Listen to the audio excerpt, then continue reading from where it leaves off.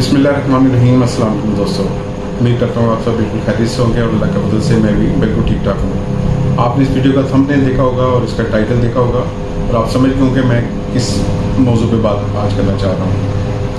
ईद की छुट्टियों में हमें ये खबर मिली कि पाकिस्तान को IMF की तरफ से स्टैंड बाई एग्रीमेंट मिल गया है 3 अरब डॉलर का।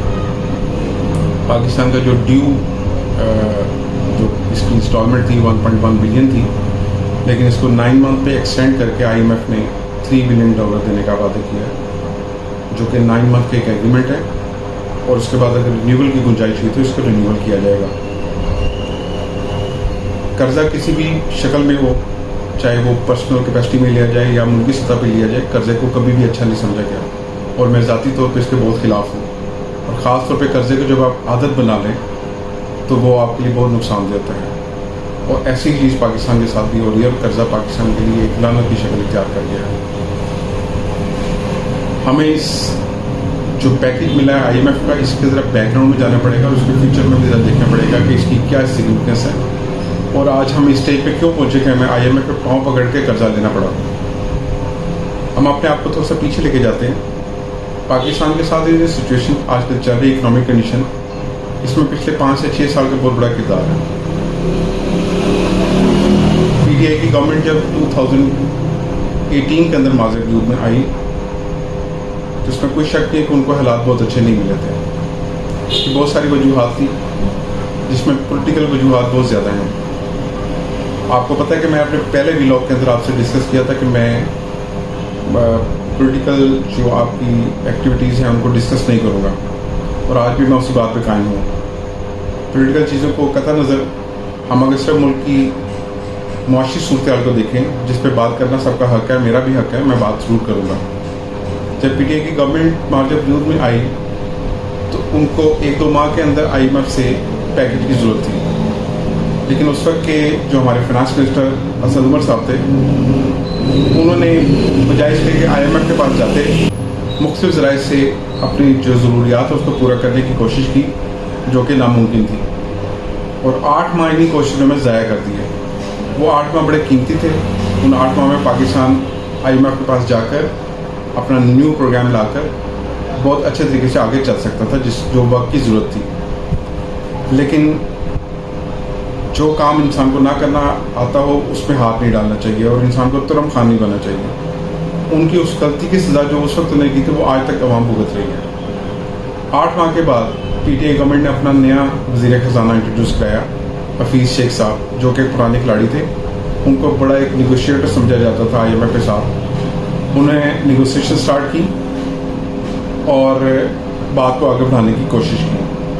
काम उनसे भी ना प्रॉपर तरीके से बन सका तो उसके बाद शौकत तरीन साहब, जो कि दोबारा एक पुराने खिलाड़ी थे, जो कि मुशर्रफ साहब के साथ भी थे, जरदारी साहब के साथ भी थे, उनको PTI ने अपना वज़ीर ख़जाना बनाया।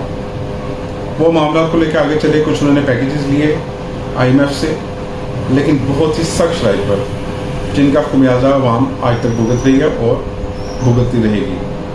उन शराइत में कुछ चीज़ें ऐसी थी कि जो कि हमारे लिए नाकाबिल कबूल थी। कुछ पेट्रोल की प्राइसेस थी, कुछ एनर्जी की प्राइसेस थी, जो हमें बढ़ाना पड़ी। और उसकी बहुत बड़ी वजह मैं आपको बैकग्राउंड में बता चुका हूँ, असद उमर साहब का बैड डिसीजन, जो कि IMF के पास वो डिले गए। उसके बाद PMLN की गवर्नमेंट आ गई पिछले साल 2022 के अंदर। उनके पहले वज़ीर ख़जाना मिफ्ता इस्माइल, मैं उनको क्या कहूँ, वो बेचारे अपनी सर की कोशिश लगाते रहे, लेकिन उनको IMF से कोई भी पैकेज ना मिला। उसकी एक रीज़न जो हमने एक्सप्लोर की, जो हमने रिसर्च की, वो ये पता लगी कि जो एग्रीमेंट्स शौकत तरीन साहब ने अपने टेन्योर के अंदर किए थे, शौकत तरीन साहब अपने टेन्योर के आखिरी 3-4 माह में उसको फुलफिल ना कर सके, बल्कि उसमें से कुछ एग्रीमेंट्स ऐसे थे जिनमें उन्होंने स्टेप बैक किया, रिवर्स किया, जिसकी वजह से IMF रिलेक्टेड था हमें मज़ीद पैकेज देने के लिए। और हमारी 1.1 बिलियन की जो आखिरी इंस्टॉलमेंट थी वो हमें ना मिल सकी। बात सिर्फ 1.1 बिलियन की नहीं थी, 1.1 बिलियन से बहुत सारी चीज़ें रिलेट करती थी, ख़ास तौर पर UAE और उसके साथ सऊदी अरेबिया और चाइना, इसके अलावा एशियन डेवलपमेंट बैंक और इस्लामिक डेवलपमेंट बैंक से भी हमें काफ़ी सारे पैसे मिलने थे, जिससे हमारी सारी जो ज़रूरियात थी वो पूरी होनी थी। और उसके बाद देखा जाना था कि हमें IMF का नेक्स्ट प्रोग्राम लेना चाहिए या नहीं लेना चाहिए। लेकिन वो स्टेप बैक होने की वजह से इस प्रेजेंट गवर्नमेंट को भी कर्ज ना मिला। काफ़ी तगदो करने के बाद प्रेजेंट गवर्नमेंट ने इरादा किया कि हम अपने पुराने खिलाड़ी इसहाक डार साहब को, जो कि चैंपियन समझे जाते थे निगोसिएशन के IMF के साथ, उनको बुलाया जाए और उनके हाथ में खजाने की चाबी पकड़ा दी जाए। तो जिन हालात में पाकिस्तान आए उसको हमने उसका जिक्र नहीं करेंगे। वो पाकिस्तान तशरीफ लाए और हर कोई इस बात का एक अंदाज़ा लगा रहा था कि बहुत जल्द IMF से एग्रीमेंट होकर मुल्क तरक्की की राह पे गामजन हो जाएगा। उसकी बहुत बड़ी रीज़न ये थी कि 2013 के अंदर जब PMLN की गवर्नमेंट आई थी, तो इनकी गवर्नमेंट ने आते साथ ही बजट पेश करके IMF के पास गए और वहाँ से एक न्यू पैकेज लेके आए और 2016 के अंदर कामयाबी से उस प्रोग्राम को मुकम्मल करके IMF को खैरबाद कर दिया। आपसे जो मैं हक़ाइक़ बयान कर रहा हूँ, इनको आप कहीं भी जाके सर्च कर सकते हैं। इसमें किसी पॉलिटिकल पार्टी की तारीफ या किसी पॉलिटिकल पार्टी की बुराई नहीं हो रही।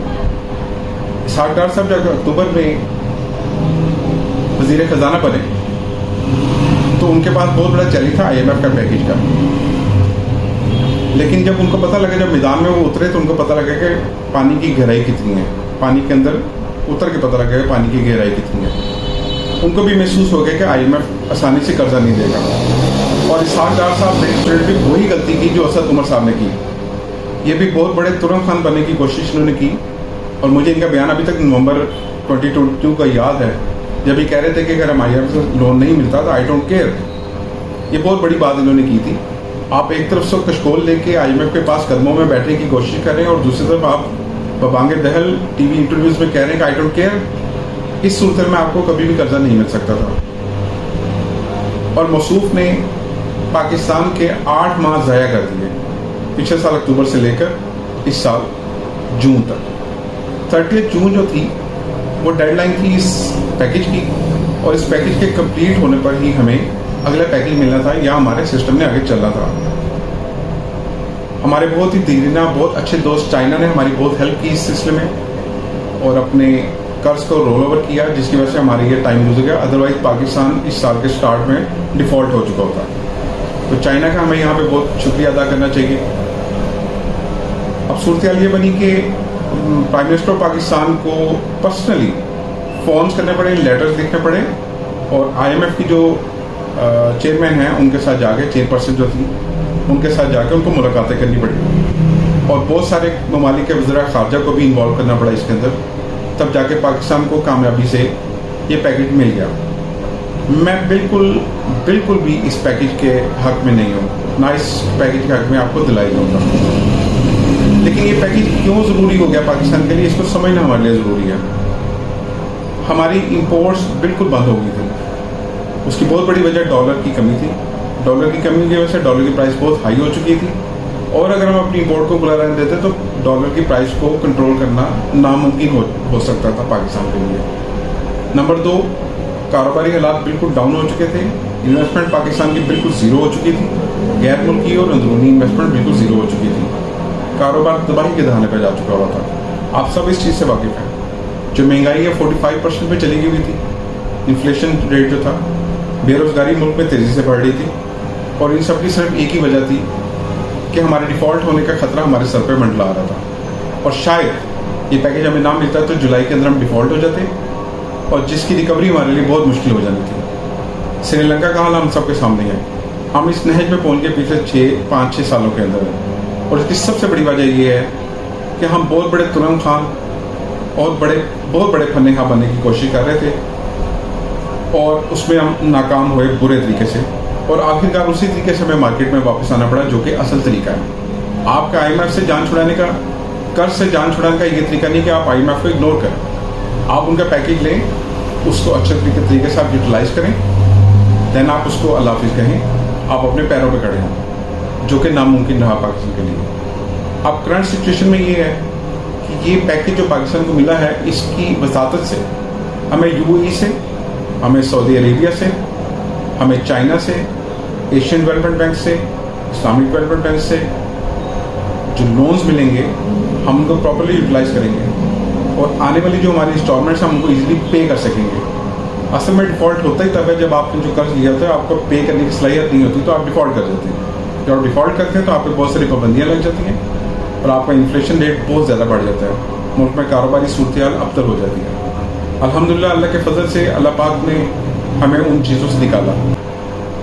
मैं फिर कहूँगा कि लोन की भी किसी भी सूरत में किसी भी कंट्री के लिए किसी भी पर्सनल के लिए ठीक नहीं होता और ये लोन भी जो पाकिस्तान को मिल रहा है अगर इसको नेक नीयती के साथ इस्तेमाल कर लिया गया तो हो सकता है कि हम अपने पैरों पर खड़े हो जाएं। प्राइम मिनिस्टर भी कैबिनेट मीटिंग के अंदर मैं कल सुन रहा था कह रहे थे कि अल्लाह करे कि ये पाकिस्तान का आखिरी IMF प्रोग्राम हो।